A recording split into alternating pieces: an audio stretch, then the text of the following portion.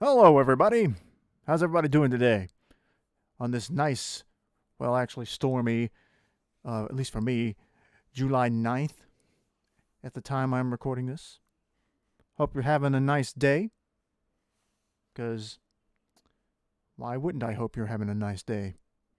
Got a lot to talk about. It's been a little bit since I've been able to do one of these, and the news has piled up a little bit. Seems like post E3, everything's sort of slowed down slightly, so I'm not too terribly backed up.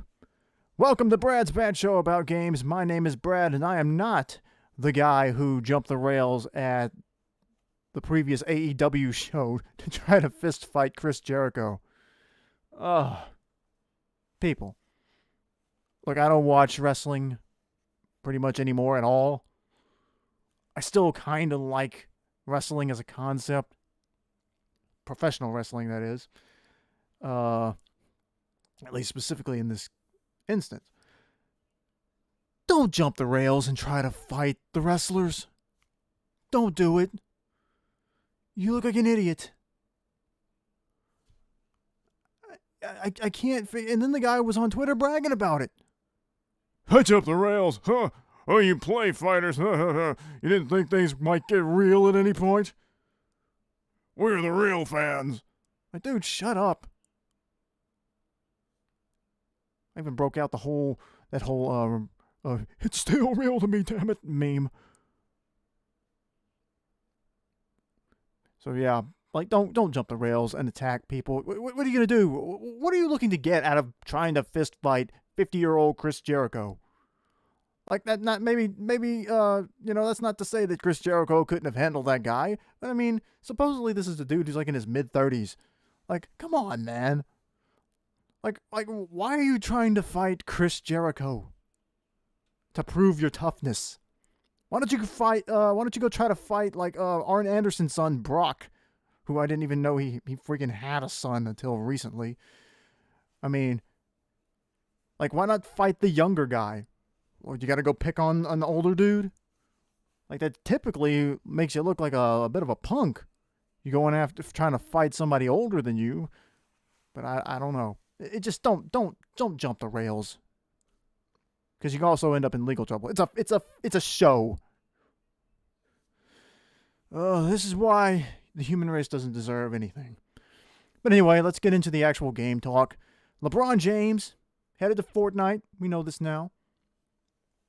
This has been rumored for a while, ever since the whole Epic versus Apple thing, where they revealed some skin concepts and plans that they had been talking about and planning, and LeBron was one of them for the Icon series.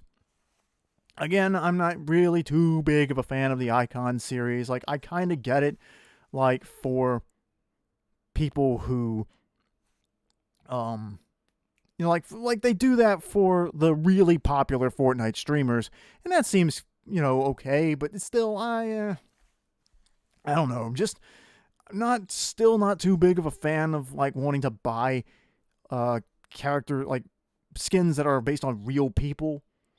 I don't know, but anyway, at the very least, this will make people who love LeBron happy.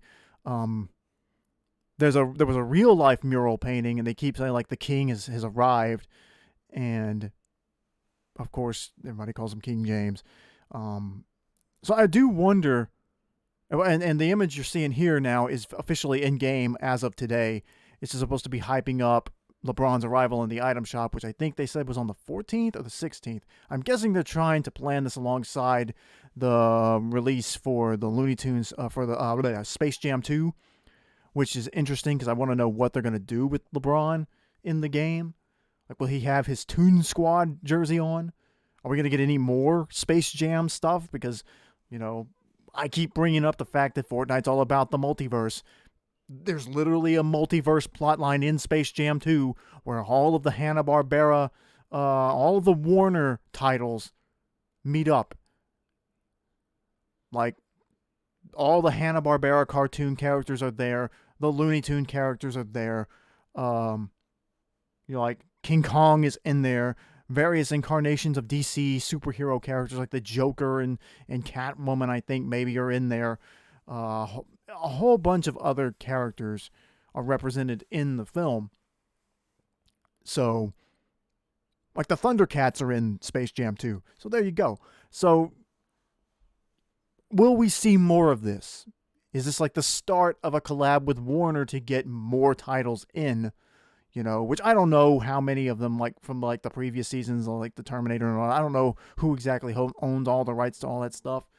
But like, what if we get a Bugs Bunny skin? Like, I don't think we will. Don't think we will.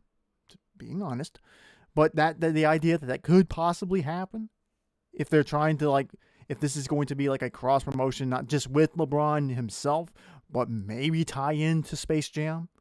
Because why else? Like, they didn't bring him in for the NBA crossover that was happening a while back, which seems like that would have been the point to do it. And so now, Space Jam 2, we're knocking at the doors of that film dropping, and here comes LeBron. So I don't know. It'll be interesting to see exactly what happens there. But, you know, good for LeBron, good for people who are, you know, big fans of his. I mean, if like, you can't argue that the guy is not famous enough to get a skin in the game. Like, you can't really make that argument. But again, like, I'm just not generally a fan of these. Like, I just can't bring myself to buy a skin based off a real person. I just can't. I've got the Neymar Jr. because he was part in the Battle Pass, and I always get the Battle Passes. But, you know, I mean, at the very least, it will probably be a good-looking skin. Like, I love the way the skins in the game typically look. I love the art, the artistic style that they use to make them. So, you know, could be worse. It's just give me fictional characters. Just give me that. That's all. That's pretty much all I'm really saying here. You know, I just don't like I praise Laserbeam and some of these guys who got their own Icon series skins, and I didn't buy that though, because it's just, like I said, just not really into the idea of having skins based on real people. But, you know, but good for him. I do like. I wonder though. I already talked about it. They maybe like I said, they maybe it wasn't that they were primarily getting him for the NBA connection. Maybe it is for Space Jam. Guess we'll have to see. Though it may be, if you look at the colors on this mural that's in the game, it's got the blue and the red and the orange, which is sort of the colors of his jersey in the Space Jam film. So who knows? Anyway, that'll be coming out soon. Something else that just wrapped up, the Batman Fortnite comic book. It's finally done. Issue 6. I can't remember if I even talked about issue 5 on this show. If I didn't, sorry. But anyway, here's a short summary of issue 6. At the end of the last one, Deathstroke managed to get back to Gotham, leaving Catwoman and Batman stranded. And now they got to try to figure out how to get back home. They needed Deathstroke to keep the barrier open long enough to keep their portal back to Gotham open so they could all go. But now it's too late. They're basically trapped in the Fortnite world. But Batman remembers that Harley Quinn is there. And of course, he doesn't remember her because once you're in the Fortnite reality, you don't remember your time before entering that reality. Now, he remembers the loop, which is the island. The island where Battle Royale takes place is called the Loop, apparently. Because it's just a continuous 22-minute cycle over and over and over again. So, apparently that is what the Loop officially is. It's the island. So, they go back to the Loop to try to find Harley, and they find her. Now she can't talk, they assumed, but they find out that she actually does remember everything. She's apparently able to remember Gotham, I guess, because she does not want to leave. She can talk in the Loop, and she just uses it. The explanation is just that she is awesome. I guess that since I'm guessing the idea is that her brain and her mind is so broken that the effects on your average person of stable mentality would you would have memory problems, but she's not, you know, she's not really mentally stable, so it doesn't affect her that way. I guess that's what they were going for. Although you could assume that maybe she somehow got in there with Deathstroke, but I don't think that was the case. I think that's just they're gonna go with she was somehow immune to it. But anyway, she doesn't want to leave. She doesn't want to go back to Gotham. She likes the chaos of the island and being able to just, endless death battles over and over and over again, and it will never end. And she likes it. But Batman and Catwoman take her out. They get her back to do the coordinates like they need to, but she breaks free and runs away. And that is the official story. Harley Quinn is apparently a permanent member of the Loop now. At least for the time being, because Batman and Catwoman decide to leave her there. And for a minute, they start discussing if they should stay too, because Catwoman starts having doubts about going back, and she's like, if we go back, we'll probably get all of our memories back that we've lost since before we've been here. What if what if we're on, the opposite side? What if we're on opposite sides and we just don't remember it? What if we're, like what if we are bitter enemies? And she's like, I don't want to lose that because I feel like I have a connection with you. And Batman's like, I've kind of been thinking about that too, but I also have this deep gut feeling that I'm needed back, back home. And she reluctantly kind of like, yeah, you got a point. It's probably best if we do go back.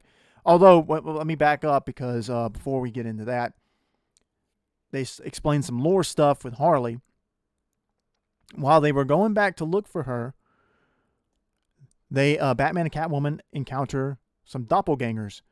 One, the armored Batman Zero variant of Batman that we got in the shop, and a masked version of Catwoman Zero show up to fight them, and they appear to be evenly matched.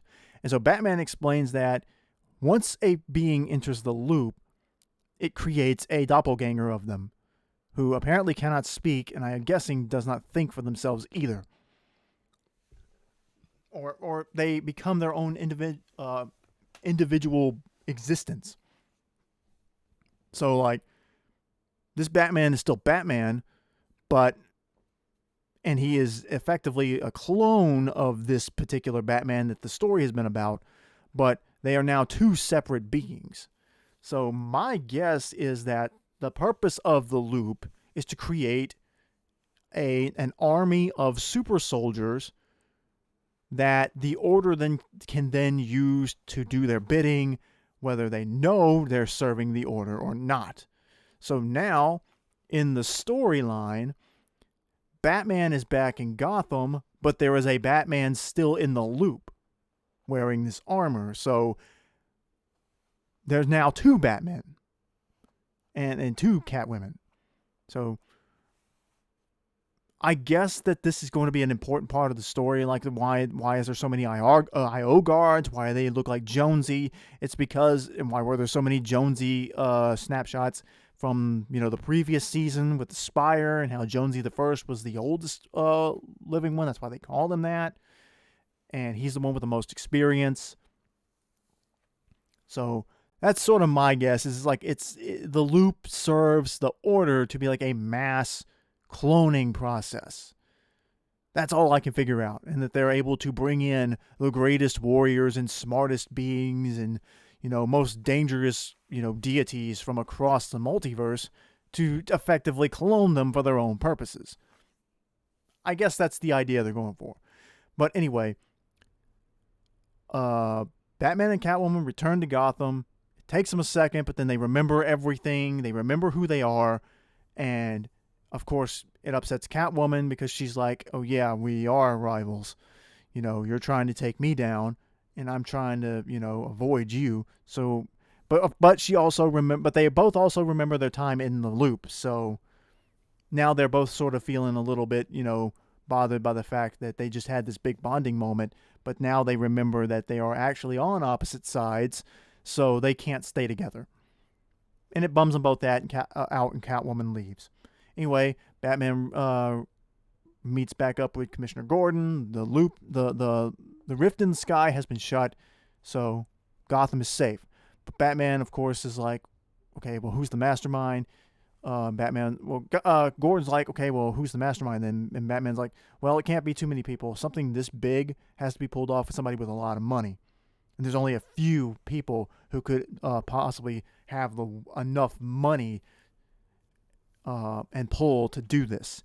And it immediately cuts to Metropolis, where we see Lex Luthor conversing with Deathstroke, who explained, yep, the mission was a success to get Batman into the loop, and he managed to figure it out. Now, I'm trying to figure out what the point of, like, why is Batman figuring out how to escape the loop a good thing for these people? I'm going to have to go back and probably examine the story again, because apparently it is a good thing, although the Order did seem to panic when Batman, while he was still in the loop, managed to figure out that he could communicate with Snake Eyes via sign language, and that they, respected each other. But I'm trying to figure out, they clearly wanted Batman in the loop, and like I said, it's given them this Batman clone that's there now. I assume that the clone can leave the loop as well. But anyway, we found out also, though, that Luthor was not completely the mastermind here, but the absolute true mastermind seems to be the Batman Who Laughs, who is like a weird fusion of Batman and the Joker.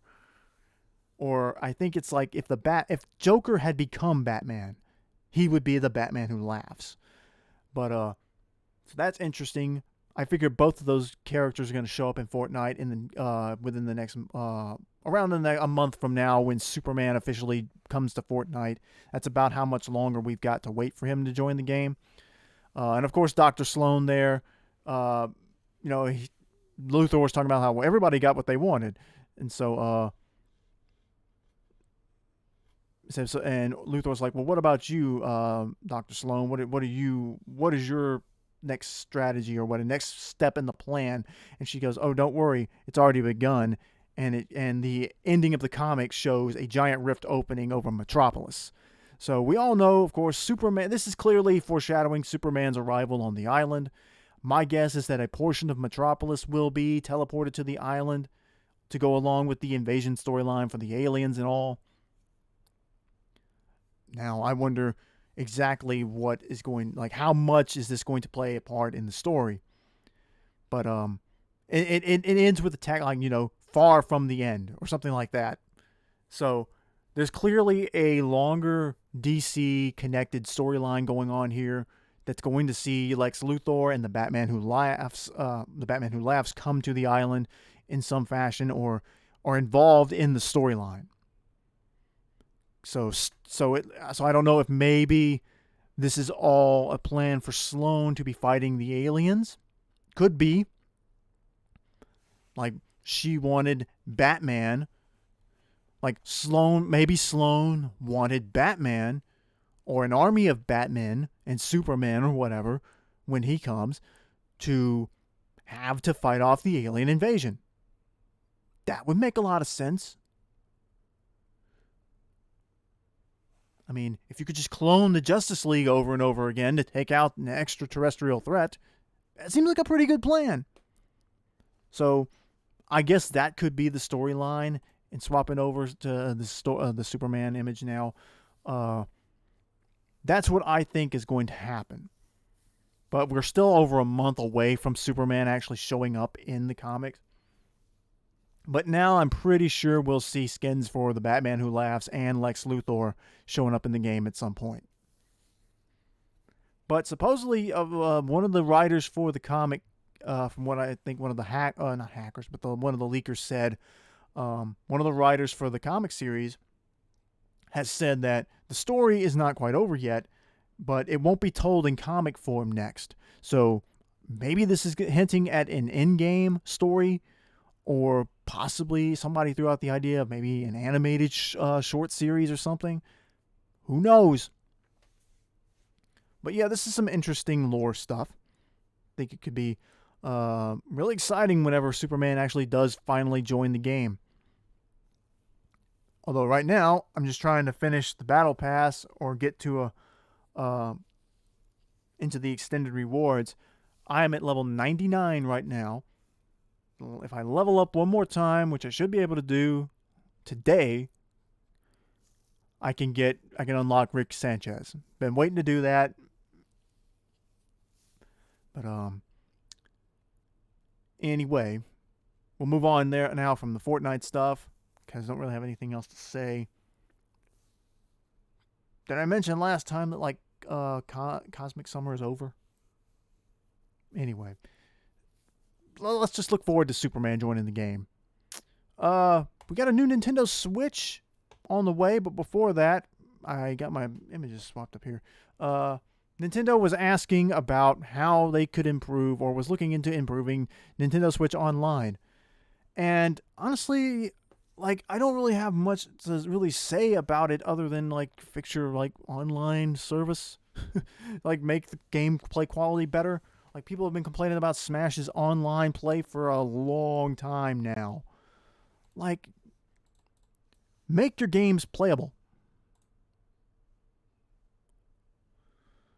But,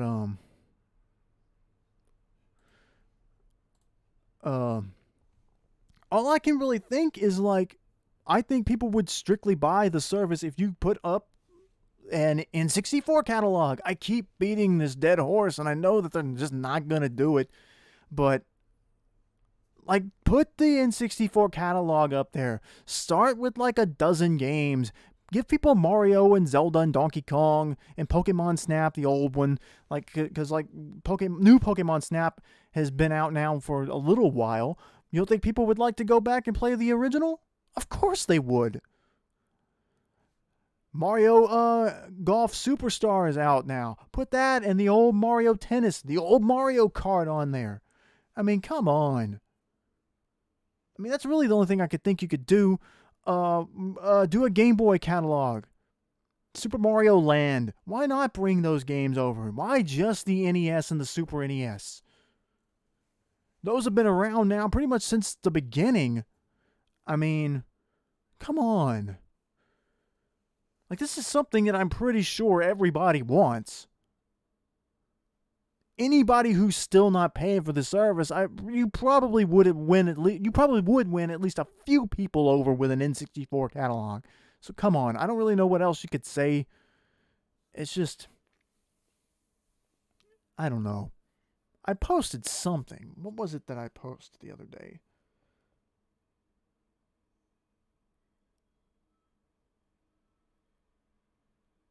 Posted some kind of suggestion. I can't remember what else it was.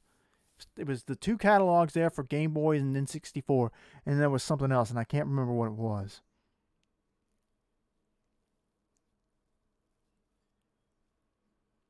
Anyway, but anyway, back to what I had said out of order. We got a new Switch. I think, from what I understand for it, it's a slightly bigger screen. Joy-Cons are the same as your standard Switch. It's got the new, longer-lasting battery in there. It's got an OLED. Is that how you say it? Is it just say the letters? Anyway, it's got a higher quality screen. And honestly, I'm not super excited about this. It's not the Switch Pro everybody's been looking forward to. It's basically just a slightly fancier, slightly bigger Switch with a prettier screen, I guess. I don't know. I'm just personally not interested in it. I still use the original version 1 Switch. It served me well. I primarily play it on my TV, not handheld. Even though I do like having that option, I do sometimes will play it handheld, or we'll use it to look through, like, the eShop. So the handheldness feature is still great for whenever you don't feel like sitting up on and staring at a big TV. But I guess if you don't have a Switch at all at this point, go ahead and get this one. Get the best version you can. But if you already have one of the standard Switches, there's no real need to upgrade to this one, I guess. And I would say if you're still looking forward to that Switch Pro, then the best choice would probably be to hold out for that if it happens. So, I don't know. I guess it's good. I mean, the color scheme there, the neon silver looking thing, I guess it looks cool. Just personally, not interested in it. But one thing that we did get alongside that was updated footage for Pokemon Brilliant Diamond and Shining Pearl. Some of the people looked at the footage that was shown in the trailer for this new Switch and noticed that the graphics in these Pokemon games look a lot better. And, of course, Pokemon fans went ballistic saying, and it still looks like crap. I'm like, come on. Like I've looked at the images and the comparisons, and like, yes, the figures are much higher quality. You can tell they've worked a lot on the background stuff. Like, I just don't get it, man. Have Pokemon fans devolved into just like it's all over Sword and Shield? Like, I'm sorry, as far as I can tell from this game, like I think that this looks really good. Like, I think people had valid criticisms of Sword and Shield, and I don't think that game looks very good overall in terms of, like, pure visual quality, but I still like Sword and Shield. I still enjoy playing the game. I think it's a fun game to play. You know, not every game has to have the most polished graphics ever to be a fun game to play. I mean, I will stand by that. And I wish people wouldn't care so much about the graphics. Yes, that some of the graphics are lower quality for Pokemon stuff, and like there's a point to where complaints just become whining and nitpicking. But I just don't know. Like, I don't like, most people just don't like the idea of the game being like a fusion of like the chibi style from the old Game Boy, the old DS versions of the game, where they're trying to sort of give you a little bit of both. You get the big 3D battles of it's like they're trying to bring Diamond and Pearl straight up from that game, change as little as possible. But people are like, no, we wanted like Ruby and Sapphire's remakes, where it's like it reimagined in the X and Y style. Or not X and Y, but like, yeah, X and Y style. Like, we want it to be like that instead of like more like the originals. But I don't know. I feel like some of this is just blown up a little too much. I don't know. But hey, the graphics do look better, so Pokemon fans should at least appreciate that. But of course they don't. So, whatever. Still looking forward to these games. Pokemon Go is apparently 5 years old now. You want to feel old? There you go. I think it's 5 years. I'll Google that real quick. 5 years sounds right. Oh man, I remember when that was new. Oh yes, yeah, 5 years, 2016. That was such a big thing at the time. I remember going out, and we only had one phone to do it with at the time, or we only had it on one phone. But we did it as a group, me and my brother and my sister. We went to this park. There were at least 100 people, maybe 200 people in this big park where we went. And there were a lot of places where in that area where you could get like Pokestops and stuff. You could get Pokeballs, and there were a lot of Pokemon spawning there. And it was really, really fun to see that many people. There were kids out there together. There were families taking their smaller kids around to do it. Like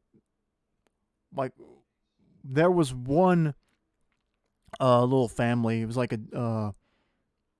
with this little girl, and they did it where they caught I think it was Caterpie, and the dad leaned down and showed the little girl. She was probably like 3.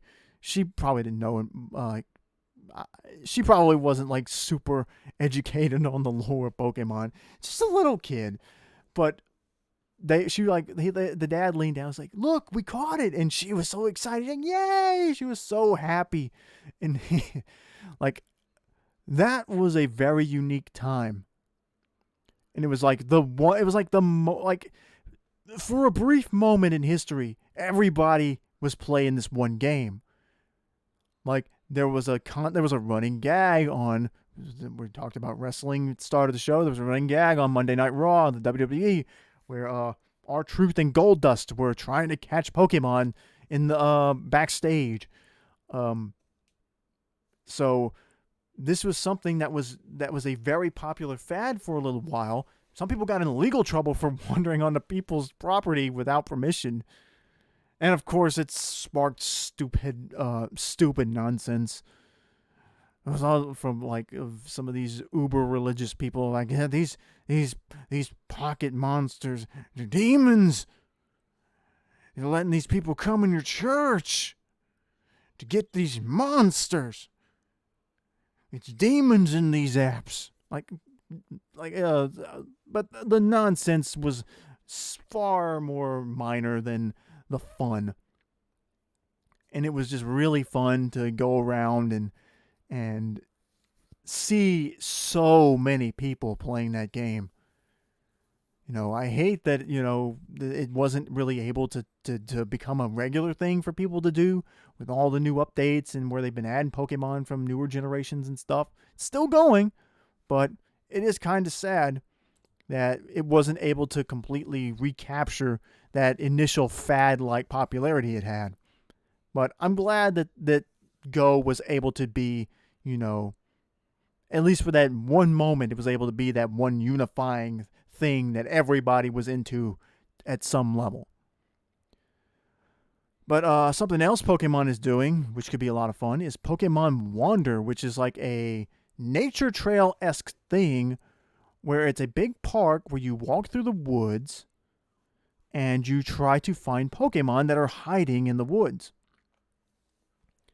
And there were several examples shown of a Metapod made out of paper mache or something, or maybe big leaves hiding on a tree branch. There was an owlet hiding in a tree branch that looked like it was made out of wood.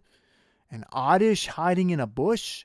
Some Seedots hanging, trying to hide out amongst a pile of acorns.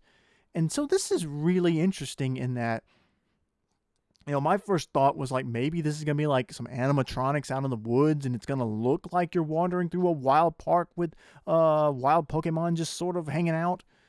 But it's more like a scavenger hunt kind of thing. And that could be cool because I wonder what is there going to be a prize for finding them all?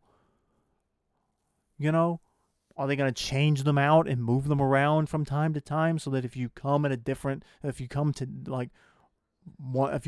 March, if you come back in April, that it'll be some of the Pokemon will have moved. That would be kind of cool as a way to keep it fresh and maybe they swap out certain Pokemon every now and then. So hey, some Pokemon are more common than others. Maybe they'll hide a rare Pokemon in there once in a while for you to come and find. Not really much known about it yet, but I really like this idea. Probably the closest thing besides Pokemon Go we've got to an actual Pokemon journey. So that could be something fun to watch out. But the experience supposedly lasts an hour and a half. It's 2 different courses. Not really sure whether that means that both courses together are an hour and a half, or if the 2 courses are 45 minutes apiece to complete. And so the hour and a half is a total thing. But I wonder how much, will you get to go into caves? Will you get to cross a river or something? Because there's a lot of water Pokemon too. So that'll be interesting to see how they do that. Wonder if we could get something like that over here in the States, or at least outside of Japan. I think that the park or the company or whatever it is that's working with them to make this happen is maybe exclusive to Japan. but I'm not sure. But this will be cool to keep an eye on anyway. Now we're going to go a little bit negative here because I recently had some extra money and I was going to go ahead and buy a few things on my Xbox. So one of the things I really wanted to do was finish out the roster for Power Rangers Battle for the Grid. Went in there and saw the upgrade kits for like the Super Edition. I found like a $20 one that would give me all the characters that I didn't have. And so I bought that. Made sense, right? And I jumped into the game because I really wanted to play around with how Ryu and Chun-Li played in this game. Because, it's a Power Rangers fighting game, but here are two Street Fighter characters. I noticed when I got in there, though, that the upgrade kit that I bought only gave me the Ranger forms of Chun-Li and Ryu and not their alternate skin forms. Chun-Li and Ryu both had like 90s high school attire outfits, and then Ryu had an extra helmetless variant of his standard Ranger form. And apparently that upgrade kit did not give me that, or the special alternate version of the Green Ranger that is locked in the game when you first get it. In order to get the Green Ranger, you have to buy the True Core Super Edition game, which is like $50 over again. And in order to get, which I think might give you everything, but I'm not sure if that includes the Street Fighter stuff. But in order to get the extra versions of the Street Fighter characters, you have to buy the separate Street Fighter DLC pack that's just for Ryu and Chun-Li. And I'm sorry, I'm not buying those. I already bought the base game, or whatever version it was that came with the first two DLC seasons. Then I bought the upgrade kit. I'm not buying the whole game over again just to get like 4 variants. I'm not doing it. So, I looked online to see if there was any way to unlock them, and apparently it's not. You have to buy those extra things, and I just can't. I can't do it. And people said that it seemed very confusing to them too, so I'm glad I'm not alone. But yeah, I thought that was really, really bad. It says like it unlocks the Ranger form. Like, it's not very clear on what it does and doesn't unlock. So I thought buying for the paying for the $20 thing would give me everything. It would give me all of the stuff. It would upgrade me from where I was to the most complete version of the game. And unfortunately, it's not. So that bummed me out a little bit. It's not terrible because I can still play Ryu and Chun-Li, so I'm fine with it. I don't need the other variants in the game. I can live without them. But it does irk me a little bit that they handled the DLC that way. But it sucks. Maybe one day I'll have enough extra cash that I won't feel like I'm having to sacrifice extra money just to get alternate skins. I can't do it. But that's all I really wanted to say. So if you like this game, be careful buying the DLC. Make sure you are getting exactly what you want and manage your money, in a way that you don't end up with something or lacking something that you really wanted to have.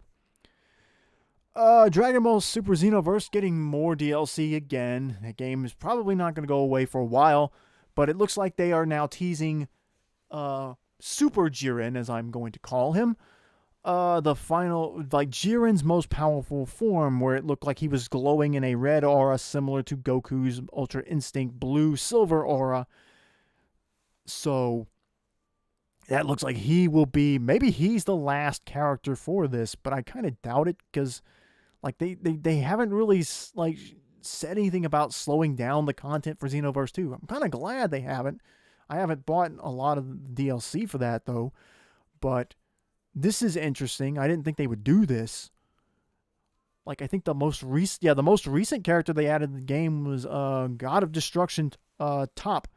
So I didn't think they would go back and get this one since Jiren is already in the game, his regular Jiren. But I'm fine with this, I guess. curious as if they'll start putting in like Moro, Moro and Granola to start hyping up, those things. Which the Moro arc of the manga is done. It's been done. Are we gonna see some of those characters show up? Throw in Miris, the angel there. So I guess we'll just have to see. And speaking of Dragon Ball, to end the show with a side quest, there will be a special event at Comic-Con, July, I think 23rd or 24th, where it will be there will be a panel for the new Dragon Ball Super film that comes out next year with, who is it that's part of this thing? Let me... no, Masako Nozawa is part of it.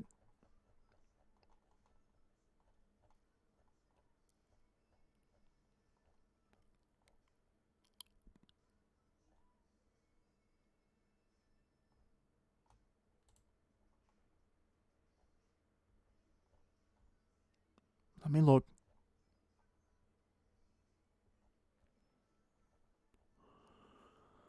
I'm trying to find it. What were the names given?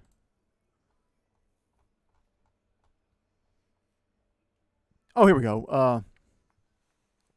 Masako Nozawa, Akio Ayuko, Ayoko, or Ayoku, and Norihiro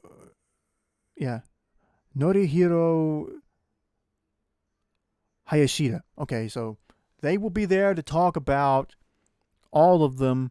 It says July 3rd, 10 a.m. Friday, local U.S. West Coast time. That's from Dragon Ball Hype, DBS Hype on Twitter. Oh, by the way, the LeBron James image, I forgot to credit this person from earlier in the show, was from Fortnite user HypeX from Twitter, that mural. But anyway, try to be fair to everybody. I don't want anybody to feel like I didn't credit them the way they should be. But the interesting thing, of course, being we don't really know anything about this film other than it's coming, and where they revealed that the film was going to be about, the last film was going to be about Broly was at Comic-Con. So I imagine we'll get a title here, possibly a full trailer, because I don't think that the original Broly teaser trailer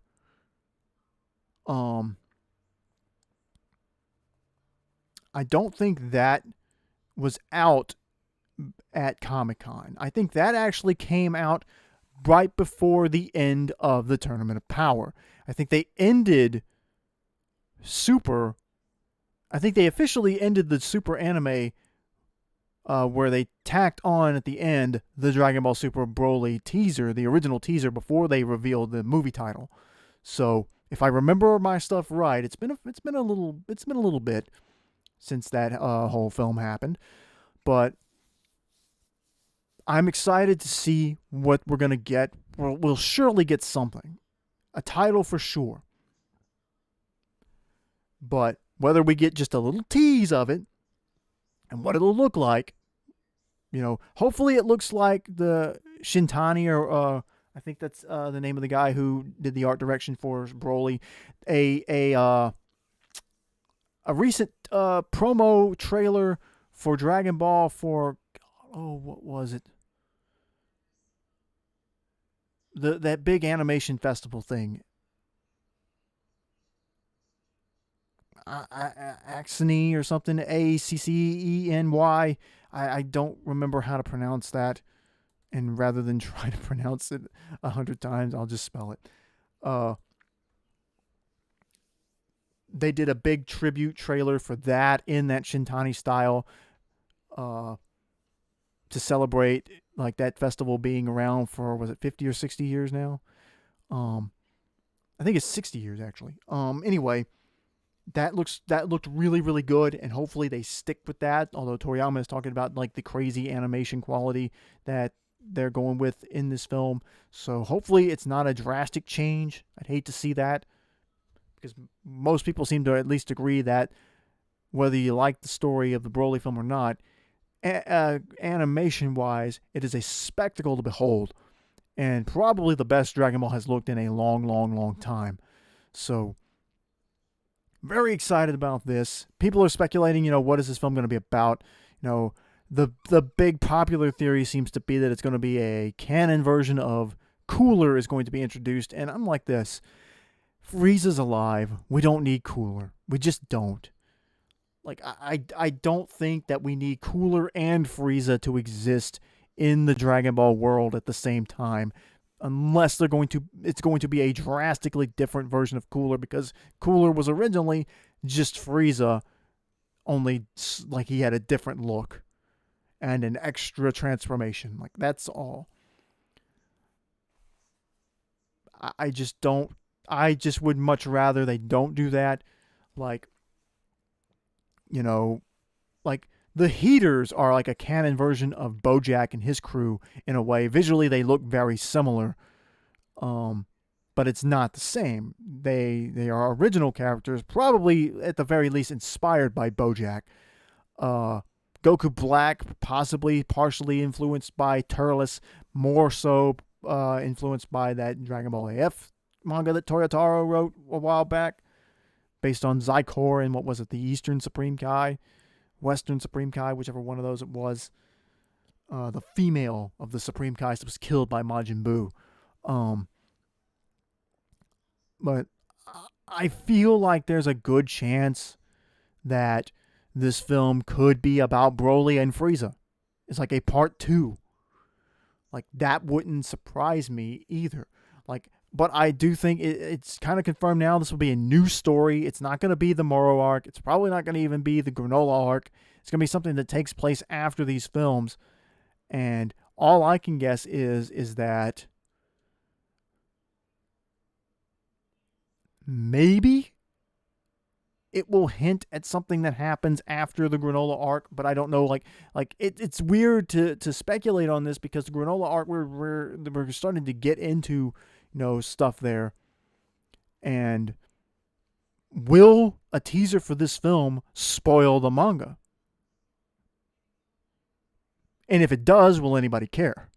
Because it is kind of Dragon Ball. I don't think that many people are going to care if they get spoiled. But I don't know. It is very exciting to think that, we're going to be hyped up for a new Dragon Ball film again. And just the possibilities of the direction they could go with it. It's interesting. I think there's a lot. Like I think clearly there's a long-term story to do with Frieza. Like there was a very, it was a very shocking decision that Dragon Ball Super ended with Frieza's resurrection. And since the Tournament of Power, Frieza has been alive in the story, and he's poked his head up a little bit. Like he was the organizer of the attack on Earth from Broly. Frieza was the one who brought Broly to Earth specifically to fight Goku and Vegeta on his behalf.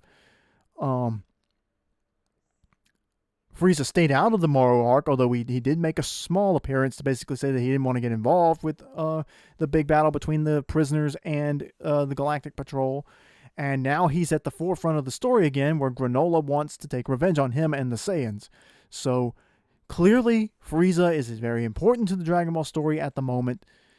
We have not seen him at all in this arc yet. Clearly, they're trying to keep him out of the story at the moment while focusing on him.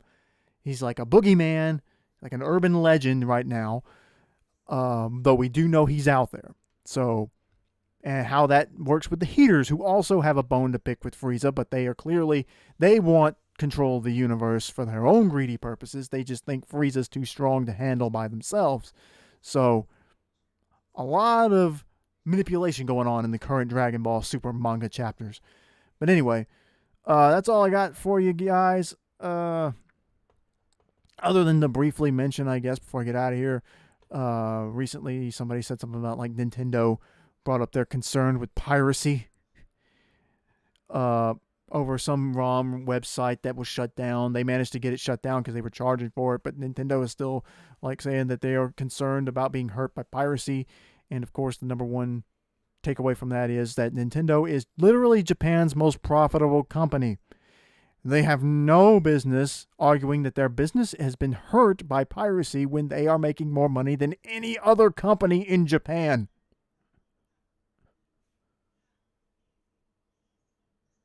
It's like a billionaire complaining about taxes not being fair. Like, dude, you're rich.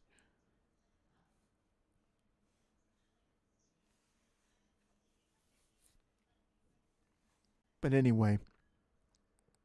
Like I said, I'm excited about Dragon Ball. You know, excited for the Fortnite stuff. Wish I could go to Japan for the Pokemon Wander event. Still want to go to Super Nintendo World if that ever gets finished over here. If freaking COVID would go away. But that's all I got. Hope you enjoyed listening to me talk. We'll have more to talk about for sure. Don't know when that will be though, because I've been trying to wait for stories to pile up a little bit so that I don't just do, a handful at a time. But anyway, I'll try my best to try to keep these from being too spaced out. But anyway, like and subscribe. Check out all my other stuff. And we will see you next time. Later.